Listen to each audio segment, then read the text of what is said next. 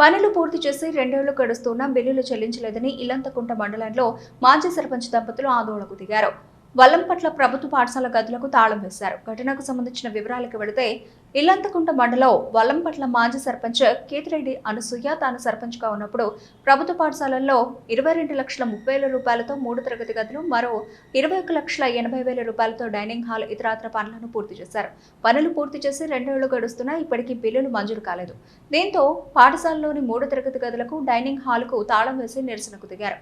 విషయం తెలుసుకున్న ఎస్ఐ అశోక్ అక్కడికి చేరుకుని నిరసనకు దిగిన మాజీ సర్పంచ్ దంపతులను అదుపులోకి తీసుకుని అక్కడి నుంచి బలవంతంగా స్టేషన్ కు తరలించారు. ఇప్పటికైనా పాలకులు మాజీ సర్పంచ్ల జీవితాలతో చెలగాటమాడకుండా పెండింగ్ లో ఉన్న బిల్లులను విడుదల చేయాలని డిమాండ్ చేశారు కేతిరెడ్డి అనసూయ దంపతులు.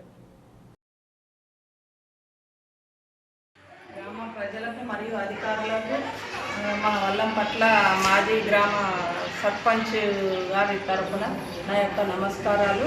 ఎందుకంటే మేము గత 6-7 ఏళ్ల నుంచి కూడా మేము ఎన్నో కష్టాలు పడి ఈ స్కూల్ బిల్డింగులు అన్నీ ఎన్నో కార్యక్రమాలు చేసినాము.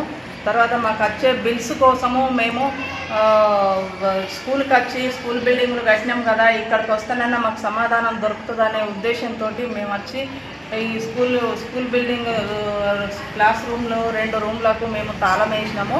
తాళం వేస్తే నిన్న అధికారులు ఎవరు రాకపోవడంతో పాటు కేసులు పెట్టి బెదిరిస్తున్నారు మమ్మల్ని. మేము అసలు ఎవరికి చెప్పుకోను, మా బిల్లులు ఎక్కడున్నాయి, ఏ పరిస్థితులు ఉన్నాయి, ఎంబెరికాళ్ళు అయినాయి, చెక్కులు వేసినాము, అవి లేవు, ఆ చెక్కులు వేసిన అమౌంట్ లేదు. తర్వాత ఈ ఎంబెరీ కార్డు ఇంకా కొంత చేయాల్సి ఉంది, ఏ అధికారులు పట్టించుకుంటలేరు, ఏఈ డిఈఓ అందరికీ మేము ఒక 1 మంత్ ముందే ఇచ్చి వచ్చినాము.